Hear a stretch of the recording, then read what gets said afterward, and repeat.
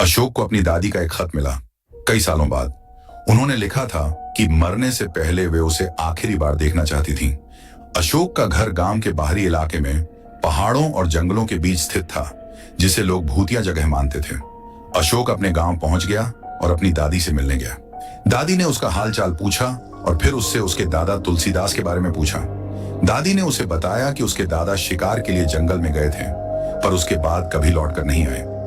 कई लोगों और पुलिस ने उन्हें ढूंढने की कोशिश की, पर वे असफल रहे।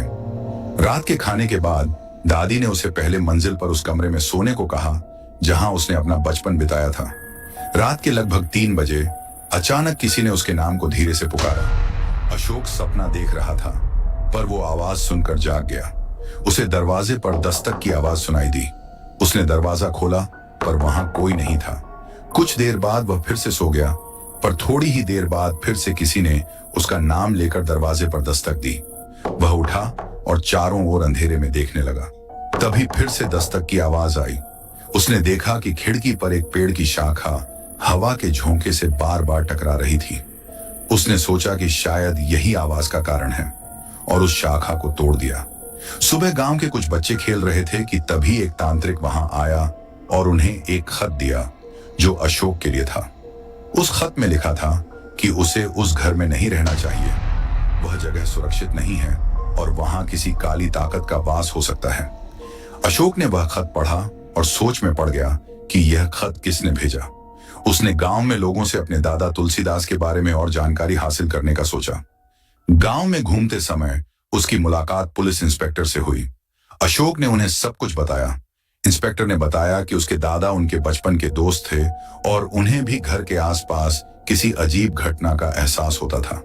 उन्होंने बताया कि तुलसीदास इन घटनाओं से बहुत परेशान थे और इससे छुटकारा पाने की कोशिश में थे, लेकिन एक दिन अचानक वे गायब हो गए। इंस्पेक्टर ने यह भी बताया कि अशोक की बुआ सुनीता, जो विदेश में रहती थी, अपने पिता के गायब होने की खबर सुनकर गांव आई थी, लेकिन वह भी रहस्यमय तरीके से लापता हो गई। इसके बाद 6 महीनों तक किसी ने उसकी दादी को भी नहीं देखा।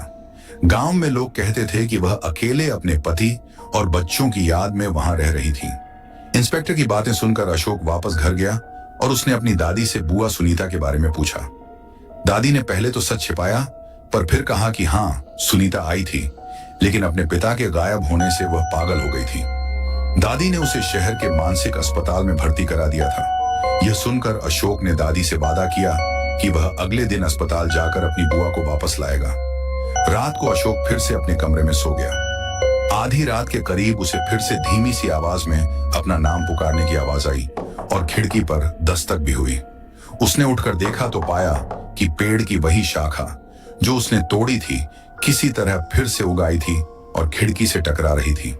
उसने डर के मारे शाखा से पूछा, तुम कौन हो? कई बार पूछने पर भी कोई जवाब नहीं मिला, तो उसने शाखा से शर्त लगाई कि अगर वह हाँ में जवाब देना चाहे तो 3 बार दस्तक दे और नहीं के लिए 2 बार। उसने पूछा, क्या तुम मुझे मारना चाहते हो? शाखा ने 2 बार दस्तक दी।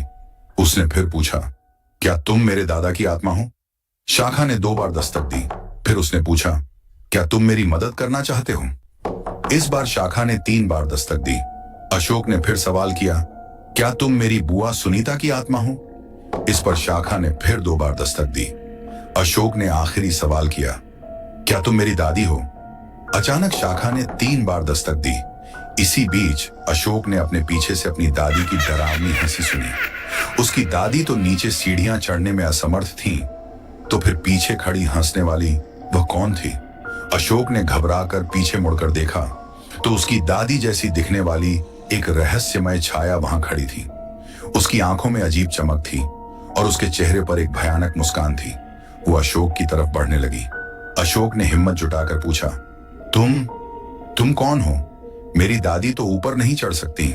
उस छाया ने हंसते हुए कहा, मैं वही हूं जो यहां इतने सालों से तुम्हारी दादी के रूप में रह रही हूं। तुम्हारे दादा और तुम्हारी बुआ सुनीता के गायब होने के पीछे भी मैं ही हूं। अशोक के रोंगटे खड़े हो गए। उसने तुरंत दरवाजे की ओर भागने की कोशिश की, लेकिन दरवाजा अपने आप बंद हो गया। अशोक को अब एहसास हुआ कि वह किसी अदृश्य शक्ति के चंगुल में फंस चुका था। वह डर के मारे पीछे हट गया और खिड़की की तरफ देखा, जहां पेड़ की शाखा फिर से खिड़की पर दस्तक दे रही थी, मानो उसे चेतावनी दे रही हो। अचानक उस शाखा ने खिड़की का शीशा तोड़ दिया और खिड़की के अंदर आ गई। शाखा की हरकतें अब सामान्य नहीं लग रही थीं। वह ऐसे हिल रही थी जैसे उसमें भी किसी आत्मा का वास हो। अशोक ने घबराकर शाखा से एक आखिरी बार पूछा, क्या तुम मेरी मदद कर सकते हो?